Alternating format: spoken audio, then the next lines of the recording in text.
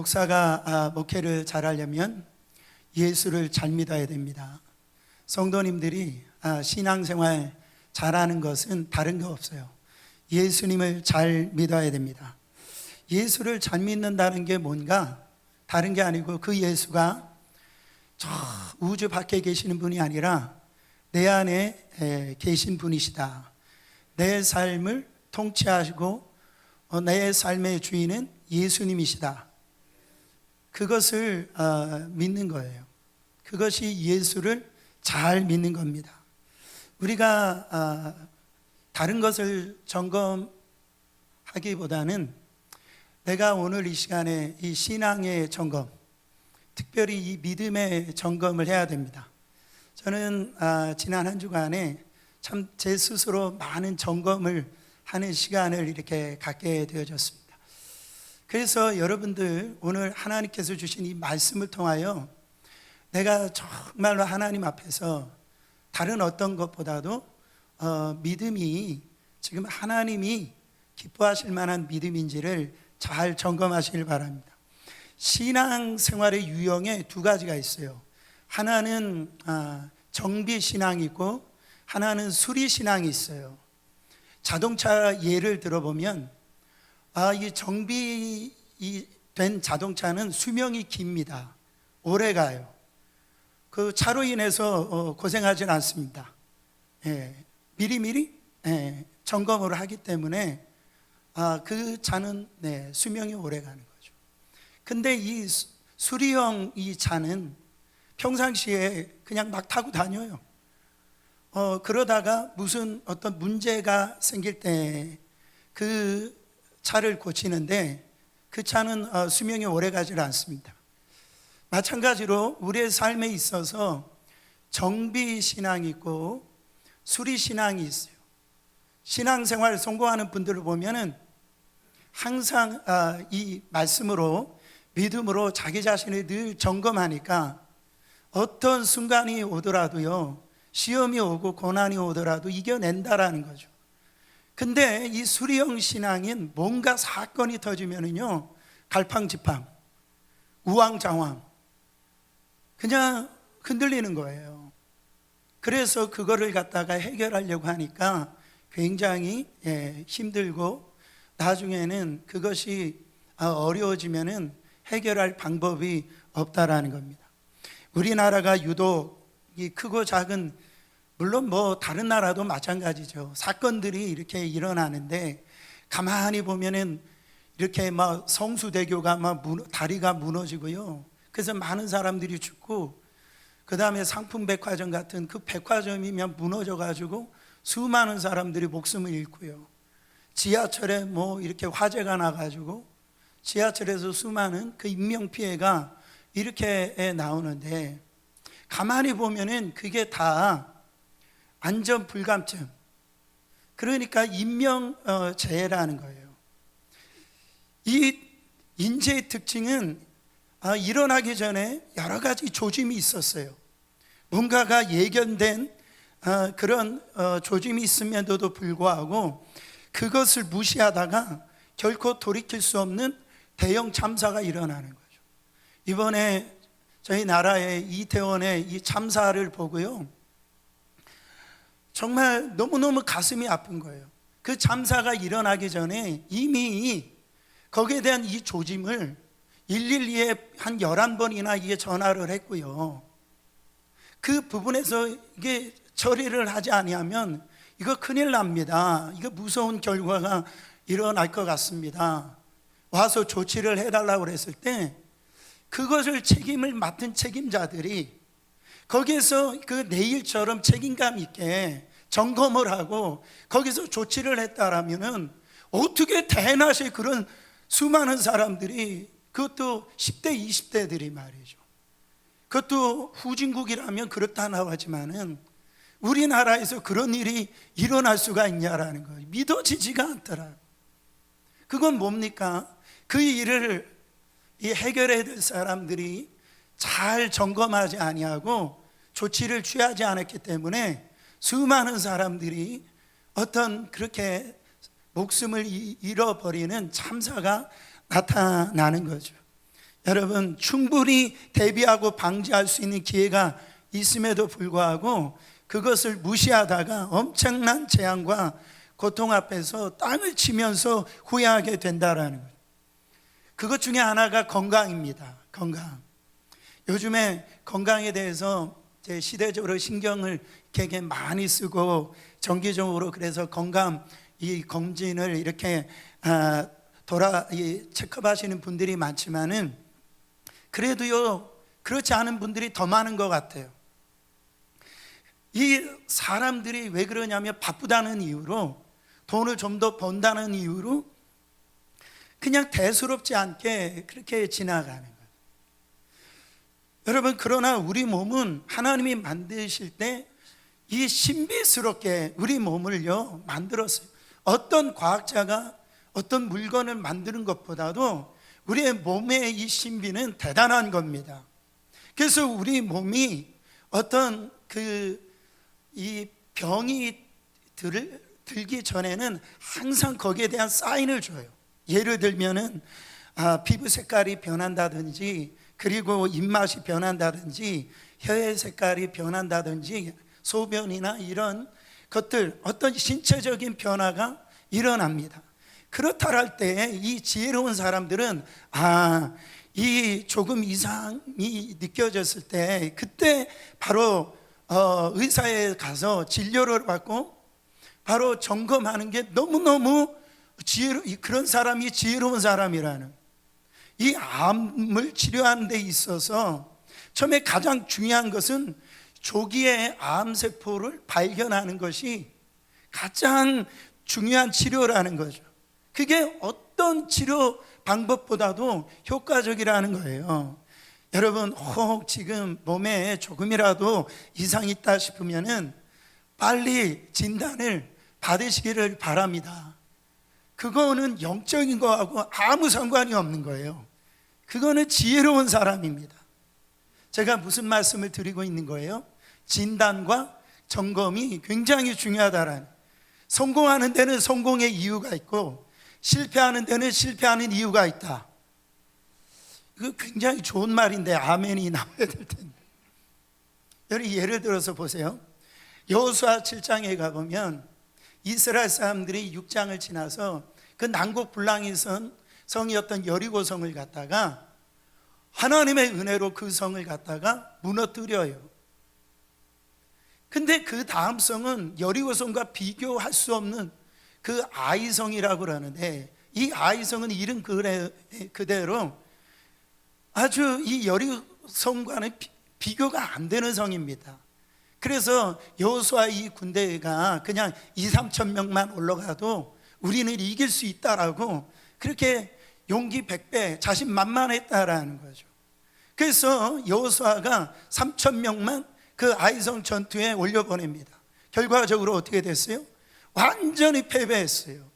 36명이 죽고 그 나머지 사람들이 이게 뿔뿔이 다 도망하게 되어지는 패배를 경험합니다. 그 사실에 여호수아가 금식하면서 배를 뒤집어 쓰고 하나님 앞에 기도를 하는데 하나님이 진단을 내리셨어요. 누구 때문에 그랬어요? 100사람도 아닙니다. 10사람도 아니에요. 단 한 사람, 아간이라고 하는 그 사람이 여리고성에서 이 하나님께서 바로 그 전쟁에 승리했을 때 그 승리물은 다 하나님께 바치라고 그랬어요. 근데 이 아간이 물질에 눈이 멀어가지고 시날산에 외투하고 은 100세겔하고 또 금 50세겔을 갖다가 훔쳐가지고 자기 장막에게서 이렇게 숨깁니다. 그거를 여호수아에게 깨닫게 하시는 거예요. 여호수아가 그 사실을 알고 그 아간을 갖다가 이 아골 골짜기에서 바로 죽입니다. 그리고 난 다음에 여호수아의 군대가 승리하는 걸 볼 수가 있어요. 이런 진단이 있어야 여러분 우리는 우리의 삶에 하나님의 뜻 안에서 승리하는 삶을 살 수 있다고요. 보세요. 마태복음 25장에 가보면은 슬기스러운 5 처녀와 지혜롭지 못한 미련한 5 처녀가 나옵니다. 자, 신랑이 온다라는 소식을 다 들었어요. 근데 슬기스러운 5 처녀, 지혜로운 다섯 처녀는 기름병에 준비가 되어져서 신랑이 온다라는 소식을 들을 때 가서 영접을 하고 함께 신랑의 혼인잔치에 참여합니다. 근데 미련하고 지혜롭지 아니하는 이 다섯 처녀, 평소에 이 기름병에 기름을 준비하지 않아가지고 신랑이 온다라는 소리를 들으니까 그 기름을 준비한 그 지혜로운 다섯 처녀에게 빌려달라고 하는 거예요. 빌려줄 게 따로 있죠. 그때는 빌릴 수가 없다니까요. 결국 어떻게 합니까? 그 기름 준비하러 나갔다가 이미 그 혼인잔치의 문은 닫혀진 그런 가운데 있어서 결국은 어떻게 됩니까? 하나님의 구원의 문에 들어가지 못하는 걸 볼 수가 있어요. 여러분, 우리가 정말 이 다섯 처녀는 이 지혜로운 다섯 처녀는 정비영이라고 그렇게 되어질 수 있고, 그 지혜롭지 않은 미련한 다섯 처녀는 수리영, 그런 어떤 신앙이라고 그렇게 생각할 수가 있습니다. 여자분들은 매 식사를 끝내고 난 다음에 입술에 뭐가 묻어 있지는 않는지, 이에는 뭐가 끼지 않은지 이렇게 거울을 보고 고치잖아요. 거기에 정말 정성을, 하나님의 영적인 거울 말씀 앞에 정말 조금이라도 투자한다면 아마 우리 안에 엄청난 일이 일어날 겁니다. 영적인 엄청난 성숙된 신앙생활을 할 거예요. 그래서 오늘 본문 말씀에 메인 핵심 구절이 5절인데 그 5절 말씀에 보면은 너희가 다른 것보다도 믿음이 있는가 너희 자신을 뭐하고? 시험하고 너희 자신을 확증해라. 이 시험이라고 하는 단어는 페이라조라고 하는 자세히 들여다보라는 거예요. 조사해 보라는 거예요. 점검해 보라는 거예요. 확증하다 이 말은 도키마조라는 이 말인데 둘 다가 현재 명령형입니다. 이거는 한 번만 확인하라는 게 아니에요. 자세히 점검해 보라는 게 아니에요. 이 점검은 언제까지? 주님 앞에 설 때까지 네 자신의 이 믿음을 점검하고 확증하라는 거예요. 내 믿음을 한번 시험해 보라는 거예요. 이 세상 살면서 하나님 말씀 거울 앞에 내 말씀대로 그 믿음대로 살기 위해서 내가 얼마나 애쓰고 노력하고 하나님과 사람 앞에서 내가 지금 살아가고 있는가 살펴보라는 거죠. 내 신앙을 돌아보고 믿음을 점검하면서 혹시 나는 믿음 생활 나태하고 있지는 않는가, 바로 혹시 게을러지지는 않는가, 혹시 나는 교만하지 않는가, 혹시 내가 하나님의 영광을 나의 영광으로 가로채고는 있지 않는가, 그렇게 자세하게 주의 있게 들여다보고 내 믿음을 점검해 보라고 말씀하고 있어요. 여기서 우리가 반드시 기억해야 될 것은 자기 믿음을 점검하는데 절대 신앙의 이 표준이 자기가 되어서는 안 돼요. 내 스스로가 신앙생활 잘하고 있다라고 이렇게 우리는 스스로 관대하게 여겨서는 안 된다라는 거죠. 우리는 이것을 먼저 인정해야 됩니다. 어떤 분들은 내가 그래도 주일날 교회 나오니까 헌금 생활하고 있으니까 이 정도의 봉사 생활을 하고 있으니까 너 스스로를 나는 아주 이상적이고 그래도 신앙생활 잘하고 있어, 그렇게 생각하지 말라라는 거예요. 제가 유튜브에서 우연찮게 우리 아이가 달라졌어요, 그거 하이라이트 그 모음집이 있더라고요. 거기에 나온 아이들은요 진짜 못 말리는 아이들. 그러니까 막 침뱉고요, 막 울고 불고 그냥 부모에게 막 욕하고요. 그러니까 대책이 없는 애들이, 별의별 아이들이 거기 나오는데 저는 그 아이들 그때 쓰는 그 광경을 보면서 어떤 생각이 들었냐면 도대체 저 아이들을 어떻게 바꿀 수 있을까? 나라면 내가 어떻게 할까? 그런 생각을 가지게 되는데 그 유아 교육 전문가가 나와가지고요 그 판단하고 조언을 해주는데 먼저 어떻게 하냐면은 그 부모님들을 다 한 자리에 모이게 합니다. 그리고 그 영상은 들어줘요. 객관적으로 볼 수 있도록 보여준단 말이죠.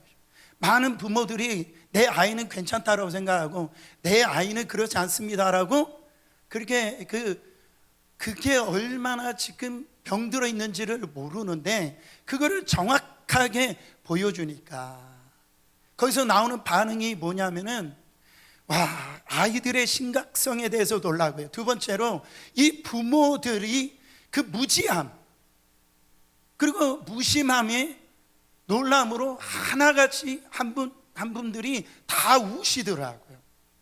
여러분, 단체 사진 찍을 때 보세요. 단체 사진 찍을 때 제일 잘 나온 단체 사진이 뭡니까? 다른 거 없어요. 내가 잘 나오면 잘 나온 단체 사진이에요. 여러분, 우리가 얼마나 이기적인지 몰라요. 다른 사람들이 아무리 잘 나와도 내가 잘못 나오면 그거 단체 사진 잘못 나온 사진이에요. 우리가 그렇다라는 거, 나의 어떤 평가라든지 내가 가지고 있는 기준은요 공정하지가 않아요. 그러니까 우리는 우리의 신앙을 점검을 할 때 반드시 다른 사람도 아닙니다. 하나님의 눈으로 우리를 점검을 해야 돼요. 다른 사람들이 대단합니다, 당신 믿음, 와 정말 나도 본받고 싶습니다. 그 믿음은요 혹이라도 하나님 보실 때 아닐 수가 있어요. 하나님의 눈으로 점검하고 진단하고 판단을 해야 된다라는 거죠. 그래서 바울도 나도 나를 판단하지 않는다. 남이 하면 불륜이고 내가 하면 로맨스라면서요. 그러니까 정말로 이런 우리의 어떤 관점이라고 하는 게 공정하지 않아요. 보세요. 그 소아시아 7교회 중에 라오디게아 교회가 본인 스스로 교회를 진단하는 길을 성도들이 어떻게 진단합니까? 자기의 어떤 믿음을 그 요한계시록 3장 17절에 보면 나는 부자라 부유하여 부족한 것이 없다 하나 네 곤고한 것과 가련한 것과 가난한 것과 눈먼 것과 벌거벗은 것을 알지 못하는도다. 예수님이 보실 때 너 지금 물질도 있고 세상적으로 보니까 위치가 이 라오디게아는 잘 사는 교회, 풍부한 교회였거든. 그 지식적인 사람들이 많이 나온 교회였거든. 그러니까 나는 부족한 것이 없다 얘기하는데 하나님의 보시는 눈은 그게 아니라니까요. 우리가 평가하는 거하고 하나님이 평가하는 거하고는 달라요. 주님이 볼 때는 너는 그 부족하신 것이 없다라고 하지만 너같이 곤고하고 가난하고 눈먼 거고 벌거벗은 자가 너 같은 자가 없다라는 거예요. 여러분, 저와 여러분들에게 주님이 평가하실 때 어떤 평가를 내리시겠습니까? 그래서 우리는 껍데기만 보지 말고 영적인 엑스레이로 이렇게 막 그 초음파 검사로 말씀으로 그 말씀이 영혼 육 우리의 골수를 쪼개고도 남을 정도로 우리를 갖다가 폐부를 그 영적인 것으로 우리가 이 칼을 들여내 가지고 우리의 지금 형식적인 신앙, 적당주의 신앙 그거를 다 수술시켜야 됩니다. 오늘 고린도후서 13장은 사도 바울이 이 고린도 전후서를 마무리하면서 신앙 점검 체크리스트를 지금 보여주고 있는 거예요. 고린도 교회야, 이것만큼은 체크해라.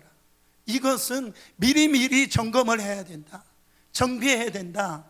지금 그것을 사도 바울이 말해주고 있습니다. 여기에서 가장 중요한 것 하나는 뭐냐면 관계예요. 뭐라고요? 관계.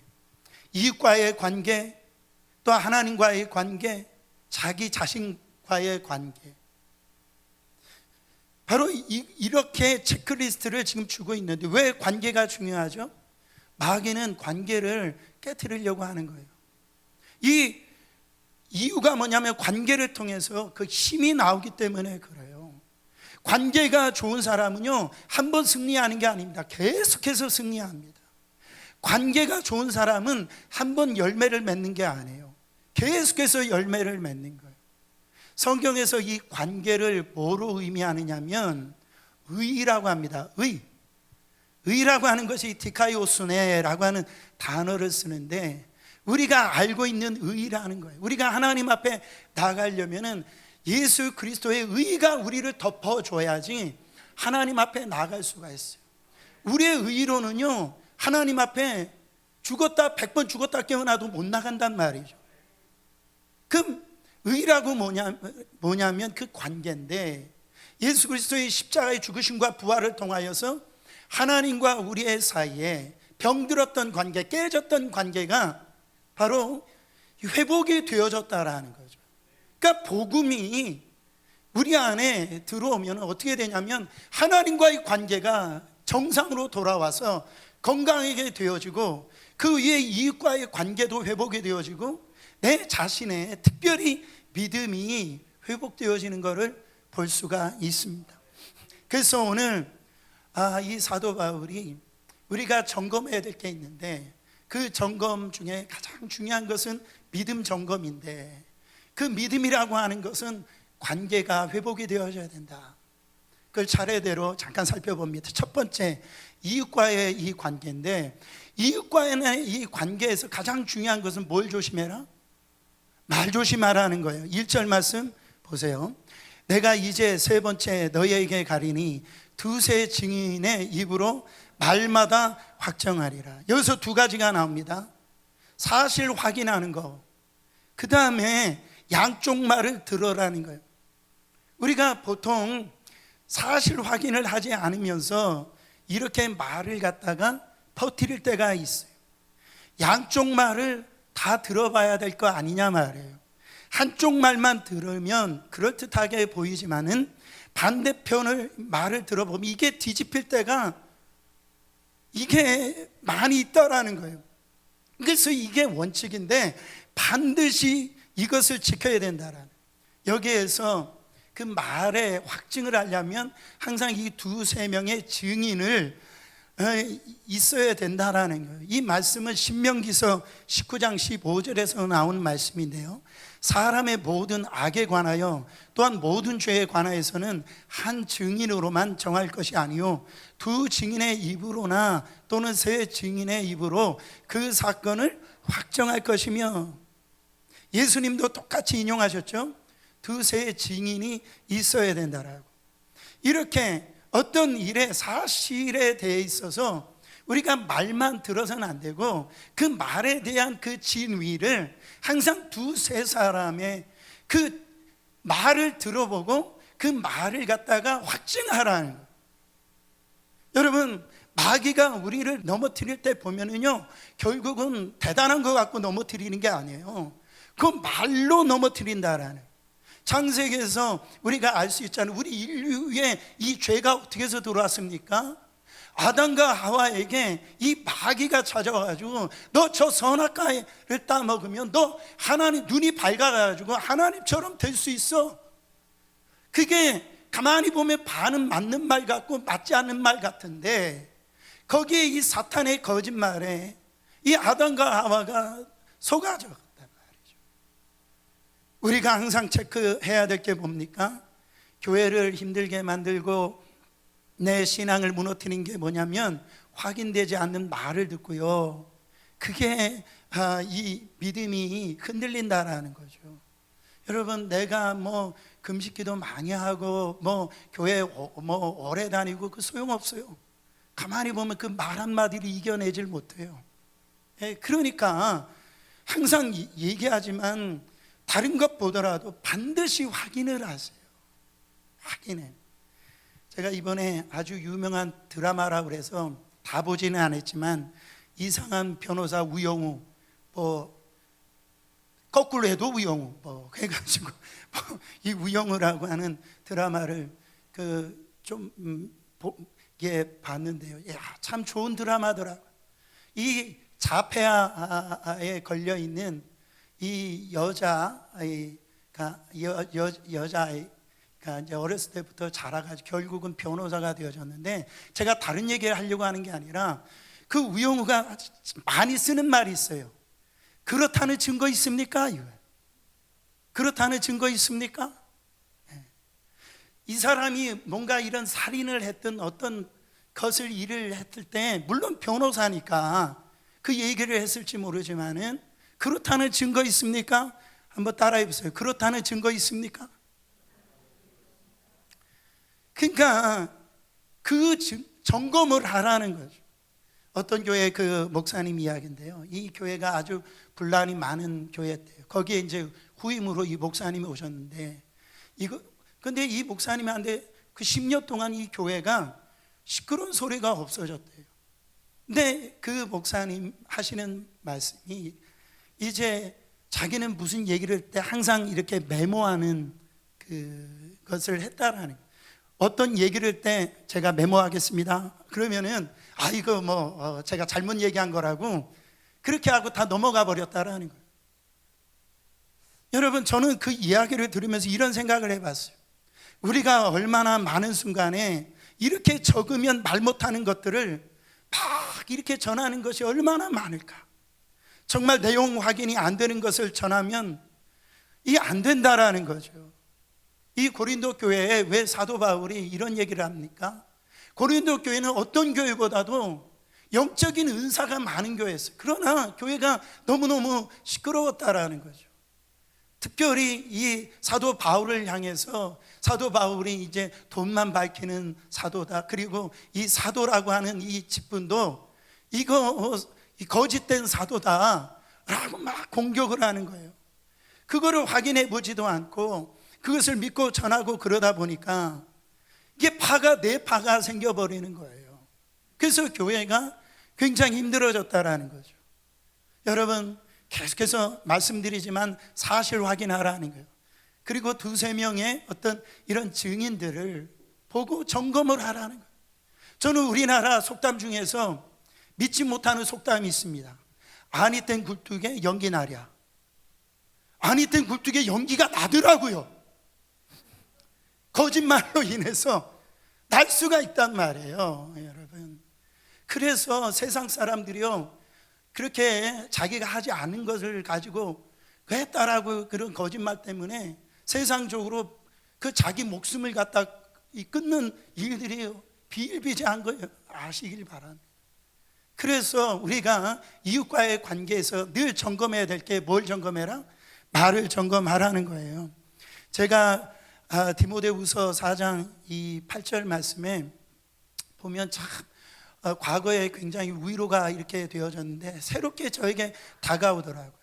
이제후로는 나를 위하여 의의 면류관이 예비되었으므로 주 곧 의로우신 재판장이 그날에 내게 주실 것이며 내게만 아니라 주의 나타내심을 사모하는 모든 자에게로나.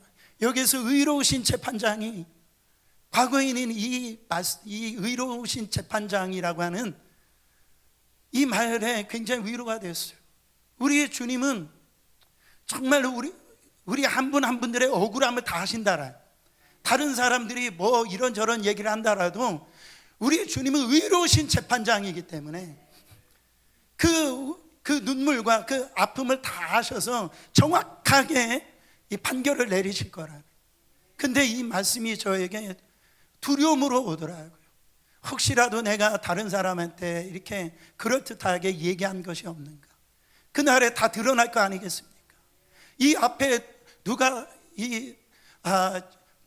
피할 수 있는 사람이 누가 있어요? 아무리 세상적으로 대단한 사람이라도 하나님의 그 의로우신 심판대 앞에서 여기에서 우리가 회피할 수 있는 사람이 누가 있습니까? 아마 그때는 벌벌 떨 겁니다. 그래서 하나님이 그때에 거기서 잘못했습니다 하면은 소용이 없어요. 미리 우리가 지금 거기에서 해방받을 수 있는 길이 있는데 그게 뭡니까? 회개입니다. 여러분, 주님 앞에서 정말 하나님, 내가 그 의로우신 재판장 앞에서 나를 진실하게 하나님 앞에서 나를 엎드리는 거예요. 그때 하나님께서 우리를 용서해 주신다라는 거죠. 저는 이 아담이 범죄하고 난 다음에 하나님이 아담아 어디 있느냐 이렇게 물어보시는 걸 보고, 아니 아담이 어디 있는지 몰라요? 하나님이 아시잖아요. 그 동산 나무 사이에 숨어 있는 거 하나님이 모르셔서 부르신 게 아니잖아요. 그 왜 부르셨을까요? 회개의 기회를 주시려고, 하나님이 부르시는 거예요. 너 지금 잘못한 거 있지 않느냐? 아담아, 너 진짜 네가 어디 있느냐 지금? 그 기회를 주셨을 때 아담은 그 기회를 살리지를 못했다라는. 여러분, 우리가 꼭 점검함으로 그 이웃과의 관계에 있어서 내 스스로를 한번 주님 앞에 점검하시고 회개함으로 하나님이 주시는 축복을 경험하시길 바라며, 두 번째로 여기 보면 하나님과의 이 관계입니다. 하나님과의 관계에서 뭐 하지 말아라? 하나님을 무시하지 말아라. 그 거짓 증인자들이 그런 말을 퍼뜨리는데도 괜찮거든요. 사람들이 다 자기를 갖다 따라오거든요. 그러면서 뭐라고 얘기하냐면, 아무 일도 일어나지 않으니까, 이런 나쁜 일을 하는데도 이렇게 아무 일도 일어나지 않으니까 이렇게 해도 되는구나. 이런 태도가 무엇하는 태도예요? 하나님을 무시하는 태도예요. 하나님도 뭐 어쩔 수 없어. 하나님이 이거 모르는가 보구나. 이렇게 하나님을 이렇게 무시하는 거죠. 여러분, 이것도 회개할 기회를 하나님이 주십니다. 그래서 베드로후서 3장 9절에 보면 하나님이 오래 참으사 아무도 멸망치 않고 다 회개하게 이르기를 원하신다라고 그랬어요. 우리는요, 내가 어떤 범죄를 하고 내가 어떤 하나님 앞에 잘못을 하였을 때, 아무런 일이 일어나지 않는다라고 했을 때, 그때 우리가 하나님의 어떤 그 심판이라든지 이런 징계가 없다라고 해서 그냥 우리가 거기에 대해 있어서 우리가 하던 일들을 회개하지 아니하면 이게 어떤 태도라는 겁니까? 하나님을 무시하는 태도라는 거예요. 여러분, 우리 주님은 결코 약하지 않습니다. 우리 주님은 강하신 분이에요. 우리 주님은 너무 크신 분이십니다. 너무 커서요, 형상을 만들지 말라라고 그랬어요. 우주 만물도 그 분을 표현할 길이 없어요. 그래서 우주 만물을 주님의 발등상 위에 놨다라고 그랬습니다. 우리 주님이 정말로 큰 분이신데 그분이 안 계신다는 등, 주님도 어쩔 수 없다는 등, 이런 소리를 함부로 이게 우리가 내뱉잖아요. 어느 날 하나님의 심판대 앞에서 벌벌 떠는 날이 온다라는 거죠. 하나님을 두려워할 줄 아는 우리의 믿음의 태도가 있어야 된다는 거예요. 4절 말씀 보세요. 그리스도께서 약하심으로 십자가에 못 박히셨으나 하나님의 능력으로 살아계시니 우리도 그 안에서 약하나 너희에 대하여 하나님의 능력으로 그와 함께 살리라. 이 사도 바울이 이런 얘기를 듣고 자기가 약해진답니다. 그것은 왜 사도 바울이 약해졌을까요? 그건 다른 게 아니에요. 사랑 때문에 그래요. 사도 바울, 예수님이 정말 십자가에서 죽으시고 거기서 고통당하시고 약해진 이유가 뭡니까? 다른 이유가 아니죠. 이 부활의 능력을 갖다가 이루시기 위해서 예수 그리스도께서 약해지신 거예요. 우리가 때로 하나님이 멀리 있다라고 느껴질 때가 언제죠? 진짜 위기의 순간이 왔을 때, 내가 고난당할 때, 내가 모태신앙으로 믿는다라고 생각했는데 당혹스러워요. 내가 이길 힘이 하나도 없는 거예요. 내가 기도의 능력이 있는 줄 알았는데, 근데 결정적인 순간이 되었을 때 기도가 확 막혀버리는 거예요. 내 안에 불신앙이 있다는 것이 느껴지는 겁니다. 이게 뭐죠? 여러분, 그때 당황하지 말고 그 주님 앞에 내가 믿음이 없습니다, 그거를 인정하라는 거예요. 귀신 들린 그 아이의 그 아버지가 바로 내가 믿음이 없습니다, 할 수 있거든, 할 수 있으면 주님 내 귀신 들린 아들을 고쳐주시옵소서. 주님이 뭐라고 하세요? 할 수 있거든이 무슨 말이냐? 믿는 자들에게는 능치 못할 힘이 없느니라. 우리 주님은 강하시다라는 거예요. 우리는요 자꾸 타이틀 때문에 내가 믿음이 있는 줄 알아요. 거기에 다 속는 거예요.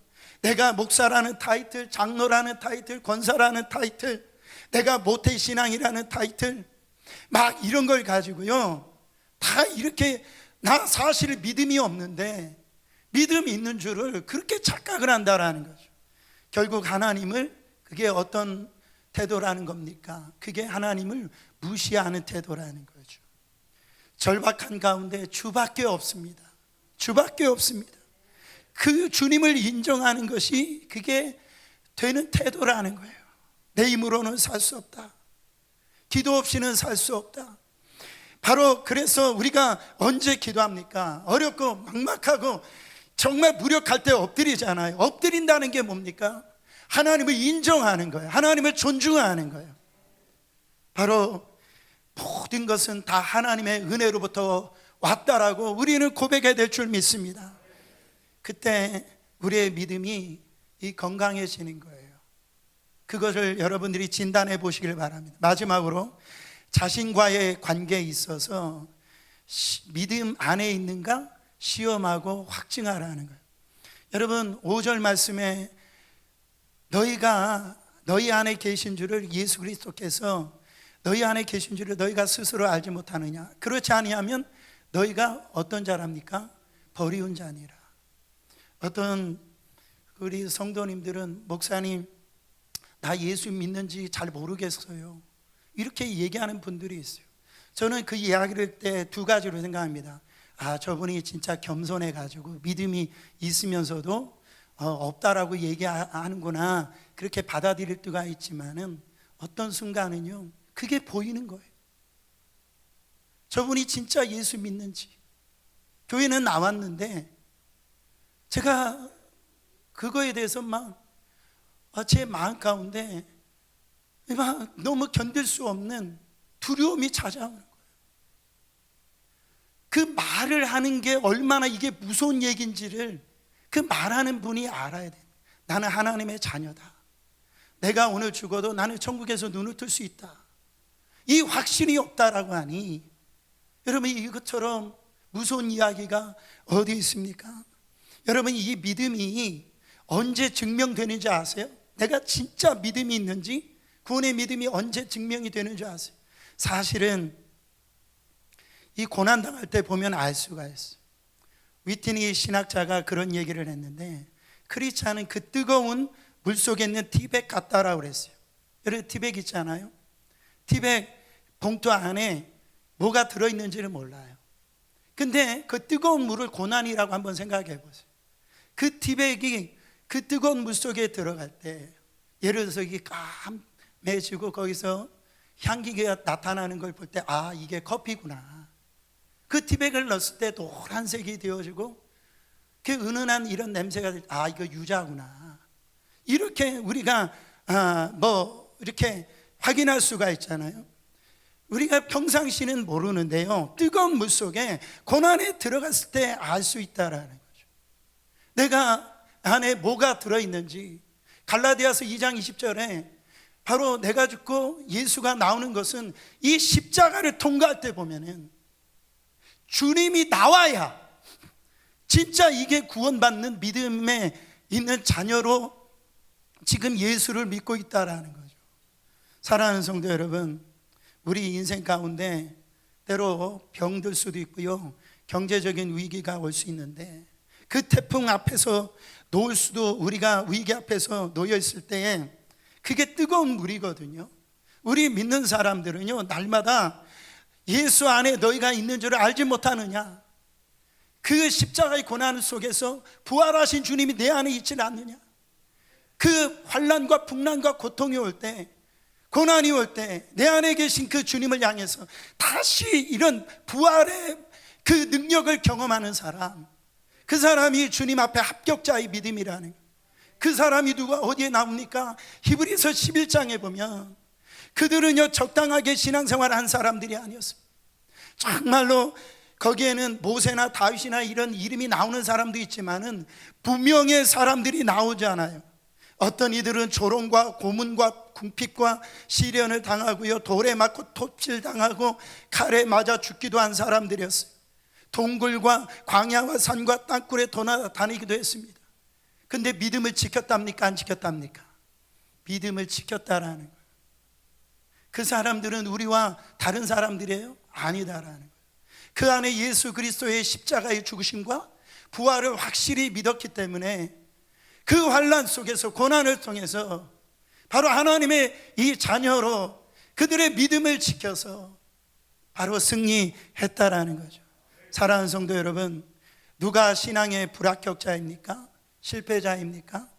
내 안에 예수 그리스도 안에 있다라고 하는 것을 알지 못하는 사람, 예수님이 내 안에 계시지 않는 예배, 예수님이 내 안에 계시지 않는 기도, 예수님이 내 안에 계시지 않은 찬송, 봉사, 이런 것은 합격의 모습이 아니다.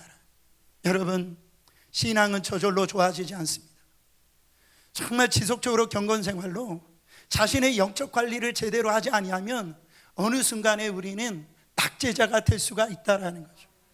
더욱 우리는 기도를 해야 될 사람, 더욱 우리는 성경을 읽어야 될 사람, 더욱더 하나님 앞에 엎드려야 될 사람이, 여러분 점검을 해보세요. 과거가 아무리 화려한다라도 소용이 없어요. 지금 주님이 보시는 건 네가 지금 어떤 신앙생활을 하고 있냐라는. 히브리서 3장 13절에 보면 오직 오늘이라 일컫는 동안에 매일 피차 권면하여 너희 중에 누구든지 죄의 유혹으로 완고하게 되지 않도록 하라. 히브리서 3장 15절 오늘 너희가 그의 음성을 듣거든 경록케 하시던 것 같이 너희 마음을 완고하게 하지 말라. 고린도후서 6장 2절 보라 지금은 은혜 받을 만한 때요 보라 지금은 구원의 날이로다. 지금 우리가 이 영적 점검을 하셔서 하나님의 음성을 들으시길 바랍니다. 그래서 내 이웃과의 관계, 하나님과의 관계, 내 자신의 이 믿음이 정말 건강한지를 체크해 봐서 우리 하나님 앞에 섰을 때 정말 우리가 부끄럽지 않게 주님 앞에 서시는 저와 여러분들이 되시기를 예수 그리스도 이름으로 축원합니다.